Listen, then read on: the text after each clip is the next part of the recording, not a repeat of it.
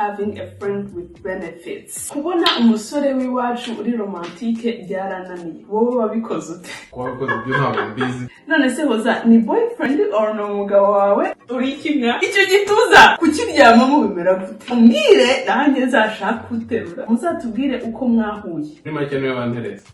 Ni gute umenya umutipe ugukunda iyo uteretwa na benshi? Ni gute tubasha kuryoshya relationship bikaguma bifite urusenda n'umunyu n'ibirungo byayo? You know, sexual drive of a man are high than women. How do you handle it anytime he says hindukira? Mene data. Mbwirira aba bagabo. Ababyeyi ntibarebe iyi video. Don't watch. Ndakumva ngo hindukira nuko deja yaguteye ubwo. Ntibikuvuga. Sanga nyaramwiza yahiye.